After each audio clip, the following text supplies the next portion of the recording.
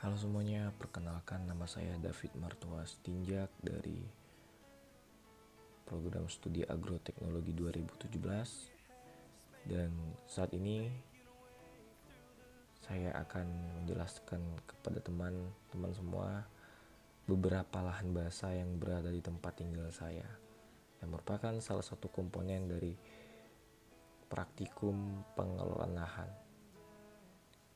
Terima kasih.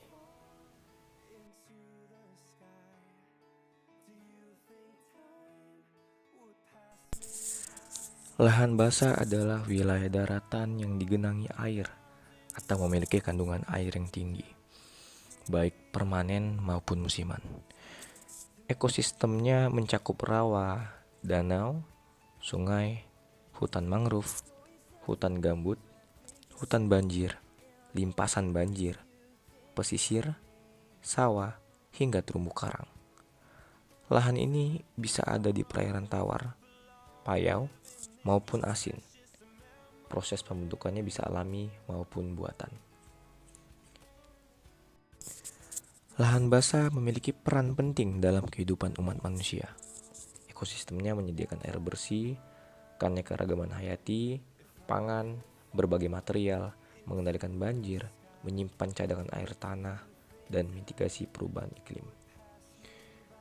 Seperti yang sudah kita lihat di sini, yang saya amati dari salah satu jenis lahan basah yaitu sawah.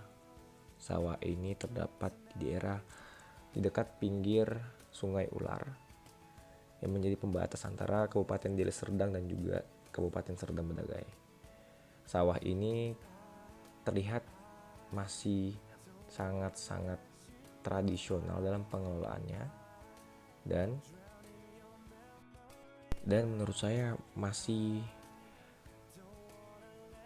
menjadi lahan sawah yang baru ya, karena sepengetahuan saya lahan ini sebenarnya belum sawah. Kira-kira beberapa tahun belakangan ini bukan sawah ya, tapi diolah sekarang menjadi sawah.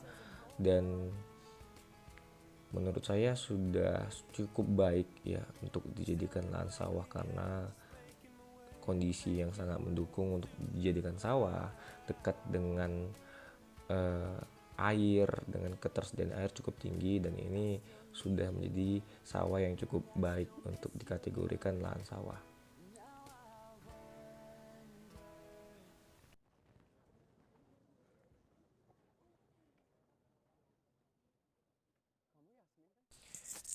Lahan basah yang kedua adalah sungai.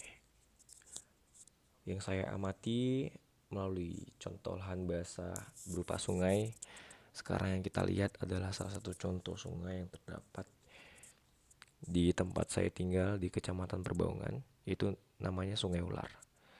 Sungai Ular ini menjadi salah satu pembatas antara dua kabupaten, yaitu Kabupaten Deli Serdang dan juga Kabupaten Serdang Bedagai. Seperti yang kita lihat, kondisi sungai ini ya, secara ukuran sungai ini merupakan sungai yang cukup besar, sungai yang cukup lebar ya. Tetapi kalau kita lihat tingkat kekeruhan airnya cukup tinggi akibat endapan-endapan dari air yang bercampur dengan banyak sekali. Kalau saya lihat sampah-sampah di daerah muara ya, masih banyak orang yang buang sampah ya. Dan juga kondisi lahan yang memang memiliki kondisi tanah yang cukup berlumpur ya, sangat berlumpur, sehingga kondisi airnya menjadi kondisi air yang keruh ini mengindikasikan bahwa sungai ini masih belum dikategorikan sungai yang cukup sehat dan baik. Walaupun menurut orang-orang di sekitar, sungai ini menjadi salah satu sungai yang menjadi sumber kehidupan mereka.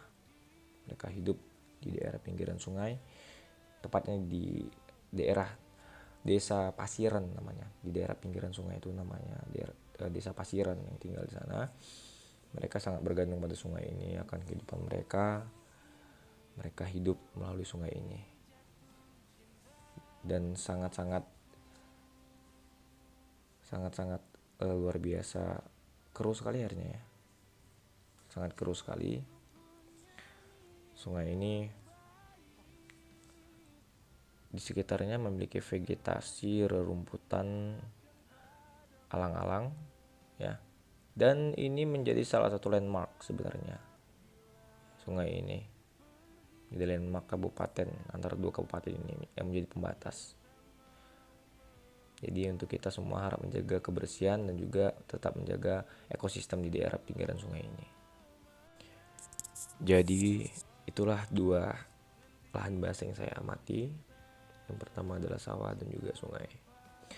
Jadi teman-teman semua, lahan basah memiliki peran penting bagi alam. Karena lahan basah seperti lahan basah yang lain, jenis lahan basah yang lain ya, memiliki perannya masing-masing. Lahan basah juga penting sebagai habitat hewan dan tumbuhan. Banyak juga lahan basah yang jadi rumah berbagai makhluk hidup yang mungkin tidak ditemukan di tempat lain loh. Maka dari itu, mari kita sama-sama menjaga, lestarikan apapun jenis lahan basah yang ada di tempat kita tinggal. Karena lahan basah memiliki peran yang sangat vital untuk menjaga kestabilan ekosistem di lingkungan kita. Mungkin sekian video dari saya. Lebih dan kurang mohon maaf. Saya ucapkan terima kasih dan semoga video ini bermanfaat untuk kita semua. Terima kasih.